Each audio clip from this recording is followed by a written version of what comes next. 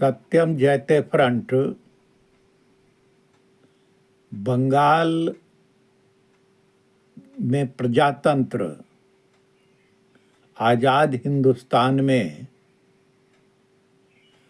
बहुत लंबे समयों से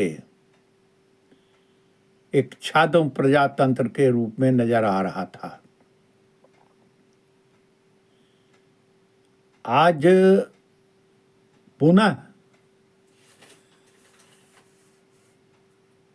चुनाव के बाद ऐसी परिस्थिति का निर्माण हुआ है कि प्रजातंत्र के लिए पुनः यह एक टेस्ट केस बन गया है। ऐसा मैं इसलिए कह रहा हूं कि सत्यम जयते फ्रंट निष्पक्ष रूप में किसी चीज का आकलन करती है। प्रजातंत्र में प्रतिशोध और कानून को किसी व्यक्तिगत रूप में किसी को अपने हाथ में लेने का अधिकार नहीं देता है। प्रजातंत्र का सिद्धांत है कि कानून का शासन होगा और कानून के शासन में अगर कोई गड़बड़ियां है तो उसको न्यायालय देखेगी, परखेगी, जांचेगी और उसके अनुसार फैसला देगी। बंगाल में डेमोक्रेसी को हिंसा के सहारे चलाने की बात की गई है। बंगाल में यह इतिहास बहुत लंबा है, उतना बड़ा वीडियो नहीं बनाया जा सकता है क्योंकि आपके सुनने का पेशेंस समाप्त हो जाएगा। तो अभी बंगाल में जो विजय के बाद खूनी हिंसा तो नहीं कहा जा सकता है, लेकिन जन आक्रोश पूर्व के सत्ताधारियों के कुशासन के खिलाफ आज नजर आ रहा है। जिनकी आवाज आज तक बंद थी या बंद कर दी गई थी, वो आज सड़कों पर आवाज निकाल रहे हैं। ऐसा देखने में आ रहा है कि नेताओं को डर लग रहा है, हेलमेट निकालकर बाहर घूमने के लिए निकल रहे हैं और वैसा व्यक्ति हेलमेट लगा रहा है जिसके कुकारनामे प्रसिद्ध रहे हैं। अभी वर्तमान की सरकार जो भारतीय जनता पार्टी की सरकार है, शुवेंदु शेखर की सरकार है, वो द्रुत गति से काम कर रही है, लेकिन जनता को उससे संतोष नहीं है। जनता में इतना भीतर से गुस्सा भरा हुआ है, आक्रोश भरा हुआ है कि वह उसे प्रकट करना चाहती है। लेकिन यह बहुत क्रिटिकल समय है। अभी ही हमें बताने की जरूरत है कि कानून का शासन क्या होता है। यह हमारा प्रथम कर्तव्य होता है कि हम जनता को समझाएं कि कानून को अपने हाथ में न लें तथा जनता को यह विश्वास और भरोसा दिलवाएं कि उन लोगों ने आज तक जो प्रताड़ना सही है और उनके दिल में जो प्रतिशोध या आक्रोश की भावना है, उसे द्रुत गति से हम कानून के शासन के सहारे हम सॉल्व करेंगे। और कुछ स्टेप लिए भी गए हैं और वो स्टेप लेने के बाद ये बात जो सामने आई है, जो असला, जो पैसे, जो भ्रष्टाचार की गाथाएं सुनाई पड़ रही हैं या दिखाई पड़ने लगी हैं, उससे लगता है कि जनता का आक्रोश भय से, गुंडागर्दी से, पुलिस प्रशासन के गलत प्रयोग से उनकी आवाज जो आज तक बंद रखी गई थी, वह आवाज मुखर बनना चाहती है। अभी मेरे विचार से द्रुत गति से न्याय देने के लिए कानूनी आधार पर शासन करने के लिए, रूल ऑफ लॉ को के आधार पर हम शासन कर रहे हैं, यह बताने के लिए द्रुत गति से कुछ नियमों में परिवर्तन करते हुए ऐसी व्यवस्था की जाए कि जनता को वह न्याय 1-2 महीने के अंदर प्राप्त हो जाए। बहुत बड़ा राज्य है बंगाल, बहुत बड़ी आबादी है, बॉर्डर स्टेट है, यहां राष्ट्र विरोधी शक्तियों का जमावड़ा है। ऐसी स्थिति में कोई एक आयोग या एक स्थान पर कोई कार्रवाई करके जनता को संतुष्ट नहीं किया जा सकता है। अविलंब बंगाल की भारतीय जनता पार्टी की सरकार, क्योंकि भ्रष्टाचार, माफिया तंत्र हर एक गांव, हर एक कस्बे में, हर एक जिले में फैले हुए थे, जो जनता को प्रताड़ित कर रहे थे, दबा रहे थे। इसलिए आज आवश्यकता हो गई है कि 2 काम अविलंब किए जाएं। एक, स्पीडी कोर्ट की स्थापना की जाए, जहां 2 महीने के अंदर न्याय मिल जाए, और किसी वस्तु की जांच के लिए सिर्फ एक आयोग पूरे बंगाल के लिए बैठाना सही नहीं होगा। प्रत्येक जिले में जो भ्रष्टाचार हुए हैं, उसके लिए प्रत्येक जिले में एक आयोग की स्थापना की जाए और एक स्पीडी ट्रायल के लिए कोर्ट की स्थापना की जाए। और आयोग 1 महीने के अंतर्गत अपनी रिपोर्ट ट्रायल कोर्ट को दे दे, प्रशासन को दे दे, और उसके निमित्त जो भी दोषी पाए जाएं, उसे 2 महीने के अंदर सजा दी जाए,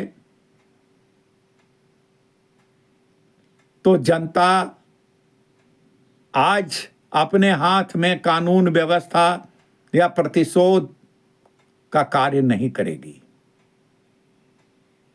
एक राज्य स्तरीय भी जांच आयोग बैठाई जाए, जिसमें बड़े बड़े भ्रष्टाचार और राष्ट्र विरोधी गतिविधियों में संलग्न लोगों का कच्चा चिट्ठा जो है खोला जाए, और राज्य स्तरीय जांच आयोग को 3 महीने के अंतर्गत रिपोर्ट देने के लिए कहा जाए, और चौथे महीने से उनका स्पीडी ट्रायल हो और उन्हें सजा दी जाए। काम तो कठिन है, और इस कठिन काम को शुभेंदु जी को करना पड़ेगा, और इसके लिए वो कदम भी उठा रहे हैं। लेकिन निचले स्तर तक भ्रष्टाचार रहा है, ऊपर से नीचे तक भ्रष्टाचार फैला रहा है। वो जांच आयोग बैठाएं और तुरंत स्पीडी ट्रायल करते हुए दोषियों को सजा दिलाएं। और उससे भी महत्वपूर्ण कार्य आज चुनाव आयोग का है। चुनाव आयोग के लिए बंगाल एक चुनौती हमेशा से रहा था। बंगाल के पूर्ववर्ती शासकों को भारत के संविधान से कुछ लेना देना नहीं था। भारत के संविधान का नित्य प्रति उल्लंघन करते थे। उन्होंने प्रशासन को पूर्णतया कमिटेड बना दिया था, किसी एक व्यक्ति के प्रति, एक पार्टी के प्रति कमिटेड बना दिया था, जिनको रूल ऑफ लॉ से कोई मतलब नहीं था। अर्थात जो परमानेंट गवर्नमेंट है वह किसी भी देश या राज्य का प्रशासक ही होता है, जो 32 से लेकर 40 वर्षों तक शासन सत्ता में रहता है, नौकरी करता है। उसे ही रूल ऑफ लॉ मेंटेन करवाना है और गलत आदेशों को उन्हें पालन करने से इनकार करना है। जो रूल ऑफ कहे, जो कानून कहे, उसके आधार पर उनको काम करना है। कोशिश की गई कि भय का वातावरण बनाकर जुडिशियरी को भी कमिटेड बना दिया जाए। कुछ जुडिशियरी भी भयभीत हुई है, लेकिन आज जुडिशियरी पूर्णतया स्वतंत्र है, क्योंकि सर्वोच्च न्यायालय ने उसे सहारा दिया है और उसे मजबूती मिली है। तो इसलिए चुनाव आयोग पूर्णतया जांच करे कि गैर संवैधानिक कार्यों में जो टीएमसी और उसके नेता लिप्त रहे हैं,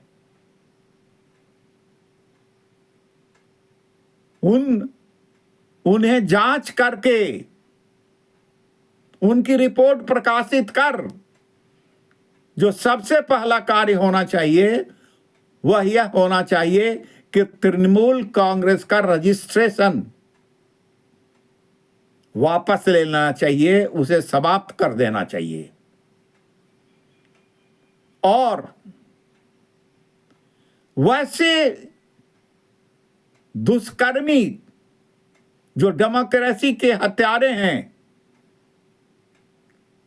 रिकमेंड करना चाहिए इनका कि ऐसे लोगों का वोटिंग राइट भी समाप्त कर दिया जाए, या ऐसे लोगों को चुनाव लड़ने के अधिकार से वंचित कर दिया जाए। ये भारत के नागरिक हो गए, लेकिन भारत के भाग्य विधाता बनने का इन्हें अवसर नहीं दिया जाए, इनका रजिस्ट्रेशन, वोटिंग राइट इनका छीन लिया जाए, क्योंकि इन्होंने साबित कर दिया है कि यह वोटिंग राइट का दुरुपयोग इन्होंने किया है। राजनीतिक दल को इन्होंने माफिया दल बनाकर रख दिया था, अनडेमोक्रेटिक पार्टी थी।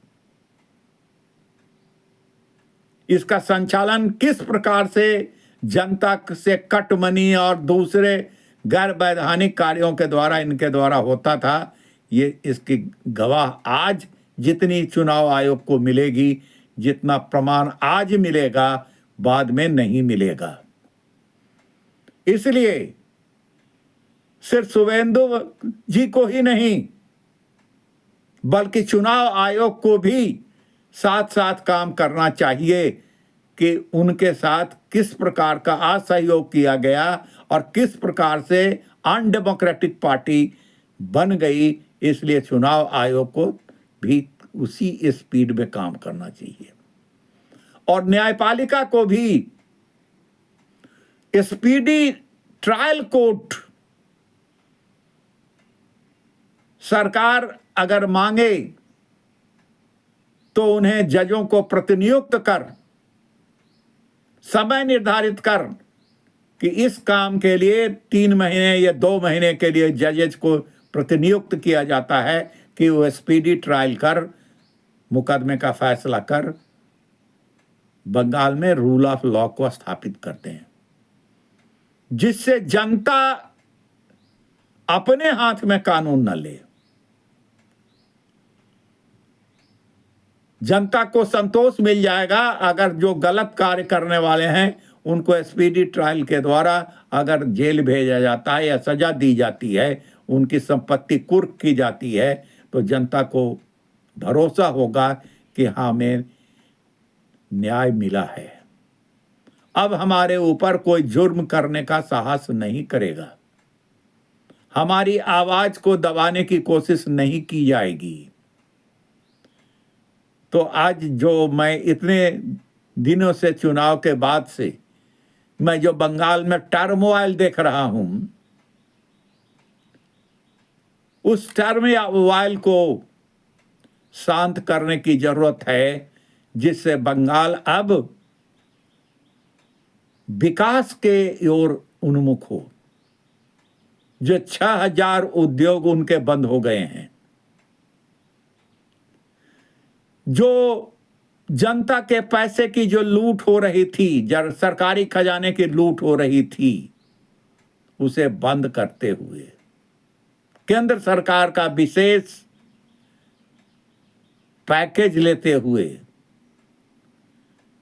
उसी बंगाल को बनाया जाए जिस बंगाल में पहले आश्रय स्थल था इस पूर्वांचल का और उत्तरांचल के भी कुछ क्षेत्रों का, उत्तर प्रदेश, बिहार, झारखंड, उड़ीसा, आसाम, ये सारे लोगों का शरण स्थल था।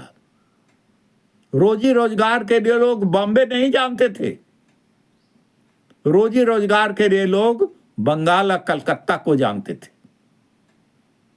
दुर्भाग्य है कि ऐसा प्रॉस्परस स्टेट, ऐसा बुद्धिजीवी स्टेट, ऐसा स्टेट जिसके बारे में ये कहा जाता था कि जो हिंदुस्तान 1 वर्ष बाद सोचता है उसको एक दिन में, पहले ही एक ही दिन में बंगाल उस चीज के बारे में सोच लेता है। लेकिन बंगाल की जो दुर्दशा हुई है, इसके लिए केंद्रीय शासन कम जिम्मेवार नहीं है, क्योंकि फेडरल स्ट्रक्चर को, जो मूलभूत बात है भारतीय संविधान का, उस फेडरल स्ट्रक्चर को बंगाल ने कमजोर करने की कोशिश की। वह राष्ट्र विरोधी गतिविधियों में संलग्न रही, वह वैसे दुश्मन भारत के राष्ट्रों के साथ उसका संबंध रहा, उनको लोगों को उसने घुसपैठिया बनाया, उनके लोगों को उसने वोटर बनाया और भारत के फेडरल स्ट्रक्चर को गंदा करने का काम किया है।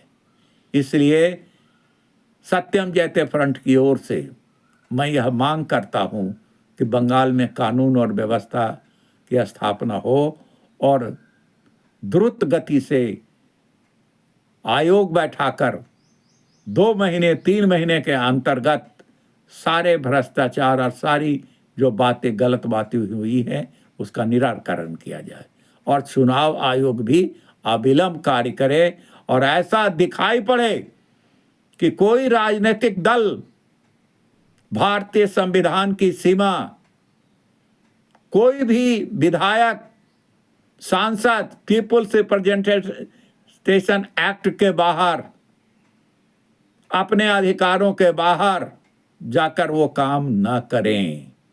यह शिक्षा मिलनी चाहिए। यह काम भी बंगाल से ही प्रारंभ कर दिया जाए।